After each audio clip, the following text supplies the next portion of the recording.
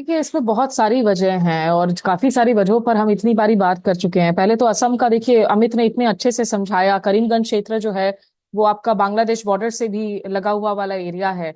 और लोगों को ये कभी नहीं भूलना चाहिए कि जब हम इस तरह की आपदाओं की बात करते हैं, डिजास्टर्स की बात करते हैं, बाय द वे, क्योंकि इसमें दो तीन एलिमेंट्स हैं। एक तो क्लाइमेट क्राइसिस है हम्म। जो असम जैसे राज्यों में देखने को मिल रहा है, और ये भारत में रिपोर्ट्स लगातार आ रही हैं कि जो एक्सट्रीम कंडीशंस हुआ करती थी वेदर की, वो पहले 100 साल में एक दफा होता था। आजकल 5 साल में 5 साल या उससे कम वक्त में होने लगा है।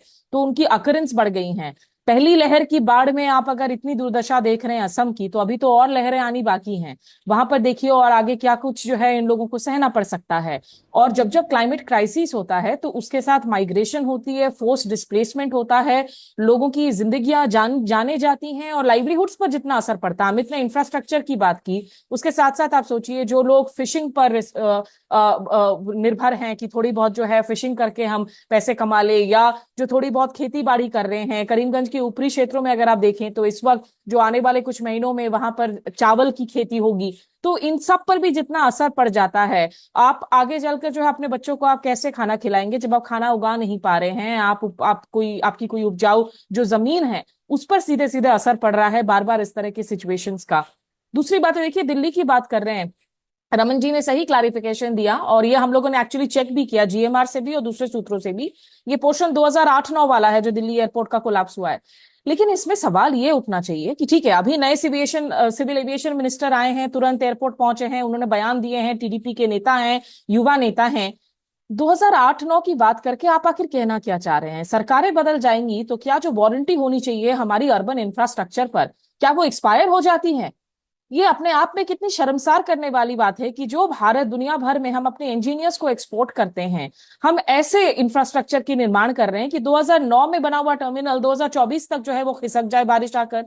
दूसरी बात है कि उस वक्त के जो एविएशन मिनिस्टर थे प्रफुल्ल पटेल, वो आज की तारीख में एनडीए का हिस्सा है। और प्रफुल्ल पटेल ने ही जो है डायल के लिए रोपिन किया था जीएमआर को। देखिए, भारत में ये चीजें तब तक नहीं बदल सकती जब तक ये पॉलिटिकल और ब्यूरोक्रेट्स और जो पॉलिटिकल और बिजनेस नेक्सस है। हम मुंबई में हमेशा पॉलिटिकल कॉर्पोरेट नेक्सस की बात करते हैं। यहाँ ऑल ओवर इंडिया में ये सबसे बड़ी दिक्कत है। भाई, आप जो सबसे बड़े जो मेन पीपल हैं रिस्पॉन्सिबल, आप उनको पुल अप कीजिए, उनको आप पनिशमेंट दीजिए। अगर लोगों की जान जा रही है, लगातार लोगों को चोटें आ रही हैं, परिवारों को इतनी ज्यादा मुश्किलों का सामना करना पड़ रहा है, टैक्स दे रहे हैं, हम ऑनेस्ट सिटीजन्स हैं, फिर भी कोई भरोसा नहीं होता कि कब हमारे ऊपर कभी कोई बिलबोर्ड गिर जाए, हमारी जान चली जाए, कभी किसी हम्म। ब्रिज में खड़े होकर ब्रिज कोलैप्स हो जाए। बिहार से तो हर दूसरे दिन ऐसे ब्रिजेस कोलैप्स होती हैं, लगता है कि वो आपने मिट्टी के जो है ना घरौंदे बनाए हुए हैं दिवाली पे, कि वो आप बिल्डिंग्स तो बना ही नहीं रहे हैं। तो ये करप्शन जिस लेवल पर है, ये करप्शन सिर्फ ऐसा तो नहीं है कि इंजीनियर्स आकर ही खराब काम कर रहे होंगे। इंजीनियर्स को जो मटेरियल सप्लाई हो रही है उसमें दिक्कत होगी। जो ऑडिट किए जाने चाहिए साल दर साल, वो आखिर क्यों नहीं हो रहे हैं? जो टॉप के बाबू हैं वो आखिर किसको पैसा खिला रहे हैं? कहीं ना कहीं तो पॉलिटिकल फीडिंग हो रही होगी ना मनी को, वरना आपको ये ब्लेसिंग्स कैसे मिलेंगे, ये क्लियरेंसेस कैसे मिलेंगे? तो आप जब तक सिर्फ और सिर्फ छोटी मछलियों को आप दिखावे के लिए आप उन पर कार्रवाई कर देंगे, लेकिन जो बड़े फिशेस हैं, वो जीएमआर हो, वो अदानी हो, जबलपुर का एयरपोर्ट में हमने देखा जो तस्वीरें आई हैं, अयोध्या में आपने इतने फैनफेयर के साथ इनॉग्रेट किया, वहां चारों तरफ पानी भरा हुआ है। जो इंसान अयोध्या की तस्वीरें दिखा रहा है, आप उसको एंटी नेशनल बताने में जो आप लगे हुए हो। मतलब प्रायोरिटीज, प्राथमिकताएं इतनी गलत हो गई हैं, और उन लोगों की भी जो लगातार सरकारों की समर्थन कर रहे हैं। अरे, ये हमारी अधिकार है बतौर सिटीजन्स ऑफ दिस कंट्री। आप सवाल पूछिए सरकार से, ऐसे कैसे हो सकता है कि दिल्ली के हम राजधानी की बात कर रहे हैं, वहां पर एक पूरे एयरपोर्ट टर्मिनल में इस तरह की तस्वीरें आए? तो ये कितनी एम्बैरेसिंग बात है। G20 शिखर वार्ता होती है और उसके बाद हम देखते हैं प्रगति मैदान टनल का क्या हाल है। लेकिन इन तमाम इंसिडेंट्स में कौन से बड़े इंडस्ट्रियलिस्ट हैं जिनके खिलाफ सख्त कार्रवाई की गई है, कानूनी कार्रवाई की गई है, जिनको जेल भेजा गया है? आप एक इंस्टेंस मुझे बताकर दिखा दीजिए। और तो और मोरबी केस में भी आपने जो ब्रिज कोलैप्स देखा था गुजरात में, उसमें भी जो टॉप के इंडस्ट्रियलिस्ट हैं वो जमानत पर आराम से बाहर घूम रहे हैं।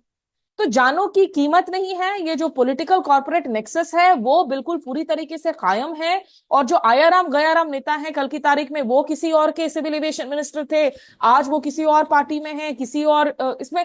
तो एक तो ये जो बेवकूफी है ना कि भाई ये 2008-9 में बना था और ये अभी वाला कोलैप्स नहीं हुआ है। भाई, मतलब हम हम लोग इसलिए टैक्सेस नहीं दे रहे हैं कि कल सरकार बदले तो अभी की तारीख में जो ब्रिज बना है, जो हाईवे बना है, वो कोलैप्स हो जाए and that will be acceptable. तो इतना फ्रस्ट्रेटिंग हो गया है ना, not just as a journalist but just as a resident.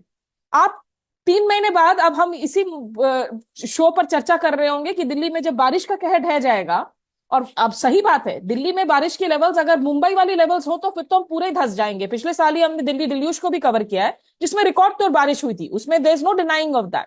लेकिन हमारी ना ड्रेन क्लीनिंग हो रही है, हमारी ना बेसिक इंफ्रास्ट्रक्चर को बिल्डअप किया जा रहा है। हम आगे की हम स्मार्ट सिटीज नहीं बना रहे हैं, हम डम सिटीज बना रहे हैं। जो स्मार्ट सिटीज थी उनको भी हम डम बना दे रहे हैं। और 3 महीने बाद हम चर्चा कर रहे होंगे कि देखिए पॉल्यूशन, प्रदूषण की वजह से दिल्ली में क्या कहर ढाया जा रहा है। आज बारिश का कहर है, कल प्रदूषण का कहर है। तो थिंग्स विल नॉट चेंज जब तक ये जो पॉलिटिकल ब्लेसिंग्स हैं to all this urban infrastructure mess वो जारी रहे।